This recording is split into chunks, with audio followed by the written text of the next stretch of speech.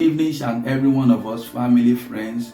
I welcome you into this tonight program where we'll be discussing on malnutrition and student health. I want you to know that in all things, your health matters a lot because health is wealth. I want you to know this fact that when health is absent, wisdom cannot reveal itself. When health is absent, even wealth becomes useless. When health is absent, strength cannot fight. When health is absent, intelligence cannot be applied. The Bible made us to know in the book of 3 John chapter 1 verse 2, say, Beloved, I wish you above all things that thou mayest prosper and be in good health, even as thy soul prospereth, which means your health matters a lot to the success of your vision. I will want you to join me tonight as I'll be using this medium to call on Miss AJENIYA RHODA to share more light on this topic. Remain blessed as you listen.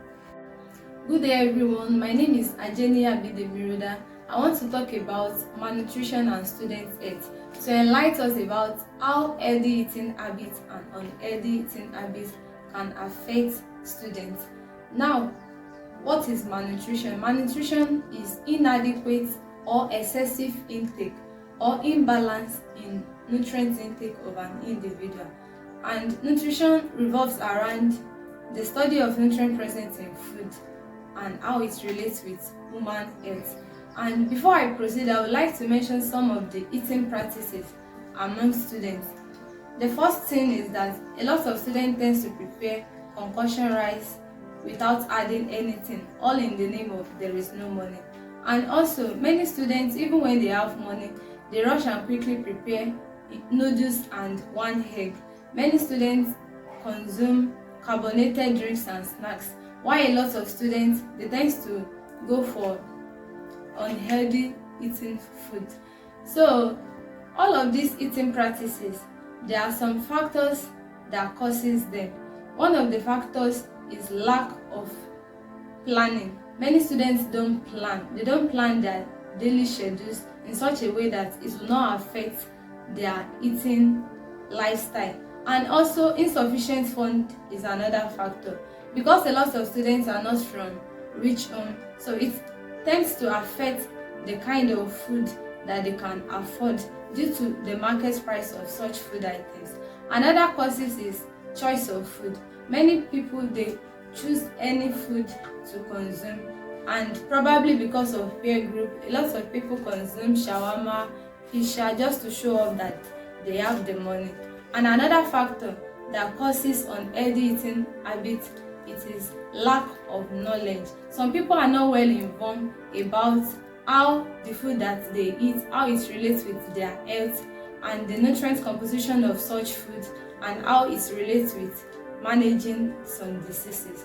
And all these causes, there are ways it can affect the health of an individual. There are ways it can affect students' academic performance. One of it is lack of concentration. A student that doesn't consume food, there is no way this student can actually concentrate properly in class. Another thing is it will affect the mood and behavior of such students. When you don't consume adequate and balanced diet, it will affect your mood and your behavior. Also, when you don't consume adequate and balanced diet, it will affect your focus and your energy, because we derive energy from what we consume. So if you don't consume food that is adequate in nutrients, there is no way you will have enough energy to actualize each of your daily activities. And all these eating habits, there is a way that we can actually tend to replace unhealthy food with healthy ones. So one of it is that you should go for food that can help to boost your immune system. So there are some nutrients present in food that can actually help to boost our immune system in order to prevent the onset of infections and diseases. So another thing is that we should go for food that can actually enhance proper brain function. Such food include spinach. Carrots, ginger, egg, tomato, potatoes, nuts and berries. Also, make sure that you eat food that is adequate in all nutrients, and when you want to consume your food, especially when you are fasting, make sure you eat your food as small frequent meal instead of eating everything in bulk. And before and after your fasting, ensure that you eat adequate and balanced diet so that you can replenish your body system with all the nutrients that is required to ensure proper body functionality. And also, when you want to choose the kind of fruit to use when you want to break, don't consume acidic fruits. Instead of going for orange that is too much acidic, you can actually go for watermelon. And also, there is always a need for energy balance. Energy balance is a state whereby your energy intake equals your energy expenditure. There are 3 types of energy balance. The first one is positive energy balance. The second one is negative energy balance, while the third one is equal energy balance. Talking about equal energy balance, this is when your energy intake, when it equals to your energy expenditure. So with that, we have a stable body weight. But when you have a positive energy balance, your energy intake, that means your energy intake is more than your energy expenditure. For example, you consume something that contains 4,000 kilocalories, and your energy expenditure from your daily activities, your physical activities level is 2,000 kilocalories. That means your intake is not balanced with your expenditure, and this will result to weight. It will result to weight gain because your intake is more than your expenditure.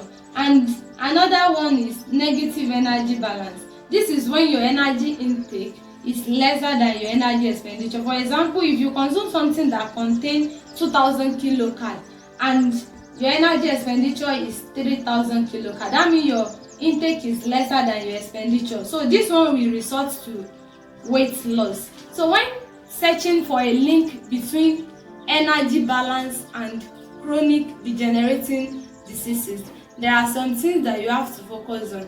You have to consider your physical activity level, the nutrient composition of food in your diet. You also have to consider the calorie content of such food, and you have to consider change in your body weight. So as an individual, you have to ensure that you watch whatever you take with your energy expenditure, and also ensure that you consume healthy food. Replace healthy food instead of taking unhealthy food.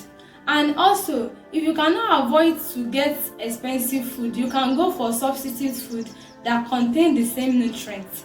So for example, if you want to take your meal and you want to add protein food into your diet, if you cannot avoid to take chicken, turkey, you can go for beef. If you cannot avoid to take beef, you can go for fish. And if you cannot afford fish, you can go for egg and all these shellfish like crayfish. So they are also good sources of protein. And we also have some plant sources of protein like beans, like peanuts and the likes. So to enhance proper mental health and to enhance overall well-being, what we consume is very important.